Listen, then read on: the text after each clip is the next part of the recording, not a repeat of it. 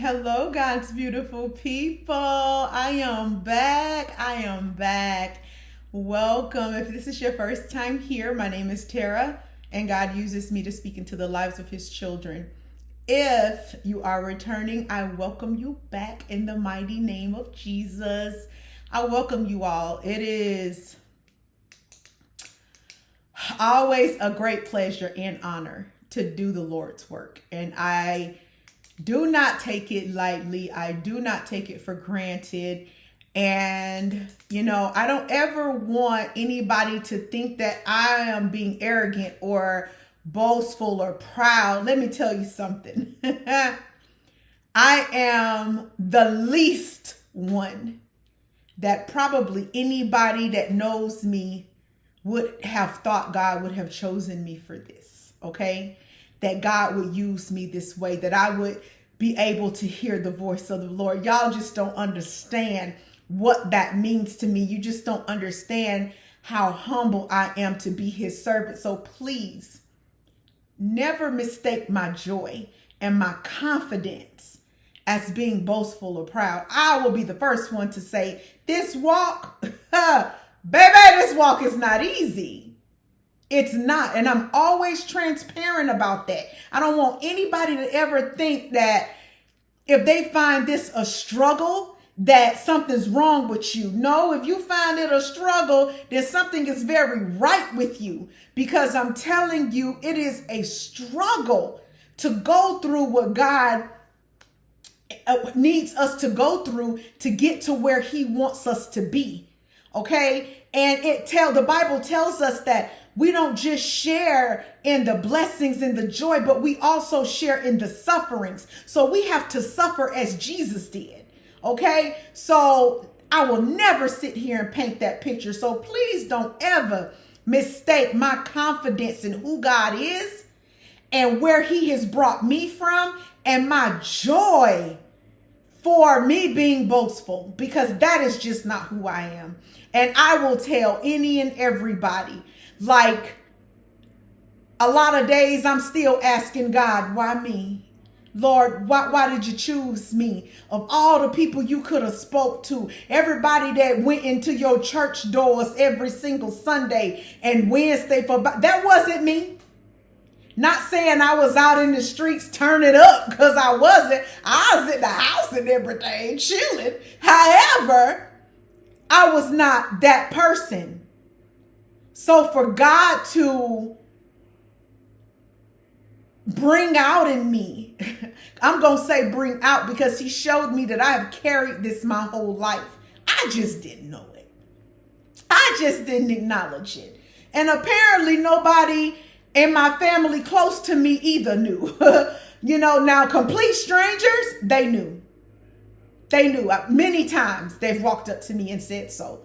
I just didn't know what it all meant. So please don't take my joy. Don't take my confidence in the Lord. It took me a long time to get here. And it's going to take some of you a long time to get there too. And y'all, just yesterday, I had to remind myself who I was in Christ. So don't ever think it's not a struggle for me too. I just wanted to say that. But this word I'm about to give, it blessed me.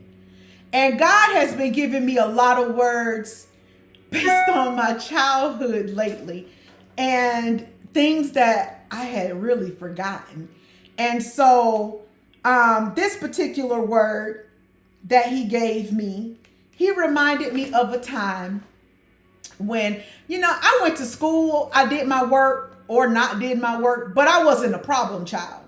I never caused problems. I never stirred up ruckus. That was my brother. I never did those kind of things. And so one particular day, this teacher, he didn't like me. I was new to the school, and I walked in there end up being the smartest thing in his class, and he just really didn't like it, because prior to me, he had these two girls, and they were the smartest ones in the class till I walked in and everything. And so he kind of didn't like me, but I didn't care. I went there, I did my work, and I came from a more academic inclined school to a lower standard, I guess you can say, school. So they had a lot of combined classes, like 8th and 9th honors classes and stuff like that, 8th and 9th grade. So I was in this English class, and he didn't like me. He didn't like me. So anyway, long story short, they announced for 9th graders to come to the auditorium. So because it was the end of the year. And yeah, I transferred schools at the end of the year because my brother had got kicked out of the early one. And and the principal was calling for all 9th graders. We were having some graduation activities or whatever. So I get up to go. It was me and a couple of other people. And he targets me. Long story short, he said some unkind things and your girl gave it back. Did. Because I would tell anybody, my natural father, I am his daughter. And baby, I gave it back. And so the assistant principal, he blew it all out of proportion. Oh, he took me to the office and he put the phone on speaker and he began to tell my mom that they were going to suspend me for 5 days for cursing the teacher. And so not knowing my daddy was home, my mama put my daddy on the phone. And when he said it to my daddy, instantly, my daddy let him have it because I'm his daughter. Yeah, just like that right now. And he was hitting all kind of buttons, to pick up the phone because by this time, everybody in the office is looking because now he embarrassed. And so my dad was like, that's okay, I'm on my way. And he hung up. So I'm sitting there in the office. It's about the end of the school day. And I'm sitting there in my office and school has let out, in their office, and school has let out. And I'm just like, oh goodness, am I in trouble? Like, what is he going to come in here like, And when my daddy opened that door, he opened it so hard, it hit, boom, everybody turned around and looked. I was like, who Jesus? And he came in there, he bypassed me. And he looked back at me and he said, where he at? And I pointed to the teacher because he was standing on the other side of the counter. And my daddy almost went over the counter at this man. And he just kept saying, do you have a problem with my daughter, mister? Do you have a problem with my daughter, mister? And he scared this man. He terrified him and everybody else in the office. They had walkie-talkies. They was calling security and everything. And it scared me because I didn't expect him to come in like that. I'm used to my mama. She mild, meek, and humble and everything. And when they finally did, the principal came, the assistant principal. When they finally found the teacher, y'all, he was in his car. That man was getting ready to go. He was like, I don't want no parts of that crazy man. But anyway, after we got into the office, and long story short, this man didn't have a valid reason for treating me the way he did. And the principal got to the bottom of it. Long story short, they sent me home for a day because I did curse him. I did. I ain't lying. And it was bad. I cussed him. I did. And so, but that principal apologized to my dad and me because clearly this man was acting out of racism. He just did not care for me. And I don't think he cared about the fact that, of my level of academic achievements. He didn't like that. It superseded the ones that he favored. And so, I said, God, why do you keep showing me this? And God, this morning, in the wee hours, I was sleeping good too, y'all. And he said, do you see how your natural father came in on your behalf? He was like, do you see how much it bothered him? That somebody was attacking his daughter? Do you see his reaction? Because see, I never got in trouble. And see, my daddy knew that about me.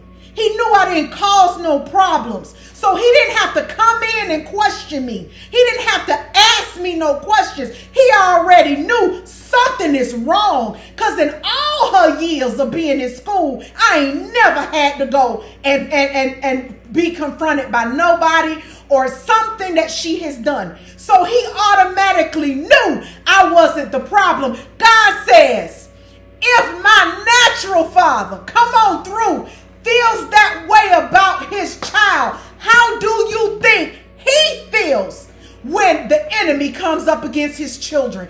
God said, if a natural father can have that type of reaction when somebody hurts his child, how do you think he feels when people come up against you?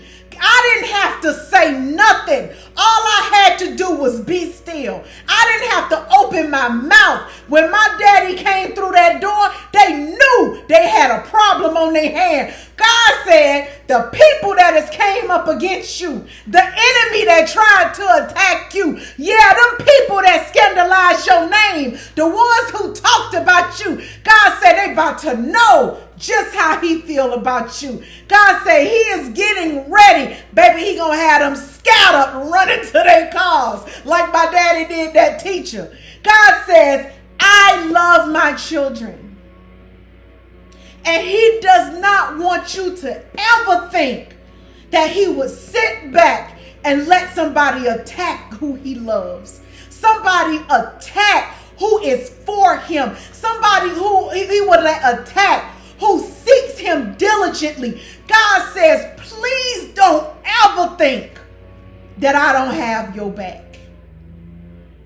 God says in this season, it's not just blessings coming, but vindication is coming. God said, don't you ever think he will not fight on your behalf. He said they not going to see him coming. But when he come, they going to know he there. When he come, they going to know it is the Lord. They going to remember what they did to you. He is going to make them recall the events that got them to this point. God said he is about to wreak some havoc on your behalf. Woo, Jesus. Deuteronomy 21-4. When you go out to fight your enemies and you face horses and chariots and an army greater than your own, do not be afraid. Baby, they can't touch you, okay? The Lord your God who brought you out of the land of Egypt is with you. When you prepare for battle, the priest must come forward to speak to the troops. He will say to them, listen to me, all you men of Israel. Do not be afraid as you go out to fight your enemies today. Do not lose heart or panic or tremble before them. For the Lord your God is going with you. He will fight for you against your enemies and he will give you victory. Let me tell you something. Victory is here. Victory is here. All of you who have had the enemy just keep coming up in your face, keep causing problems, keep doing things against you. God sent me to tell you that if you think what my daddy did was something, he said, get ready. Get ready, because he's about to show the enemy that he is God. He is about to show your enemies that he is almighty. He does not need you to do anything. He does not need your help. He don't need you to open your mouth. Y'all, I just sat there meek and humble. When my daddy came in there, he came in there like a raging bull. God says, don't worry. You my baby. I got you. They're not about to mistreat my sons. They're not about to mistreat my daughters and think they can get away with it. God say, I'm coming in like a wrecking ball. They gonna know I'm here. Just be still. You ain't gotta do nothing. God is fighting on your behalf, y'all. And I want y'all to receive this word, because so many are trying to strategize and come up with a way that they can defeat their enemies. I don't care if they're on your job. I don't care if they're in your neighborhood. I don't care if they're in your family. I don't care if they're in your house. God says get ready, because there ain't a devil in hell that's going to stop him from defending his child. I love y'all, and I'll be back with another word from the Lord.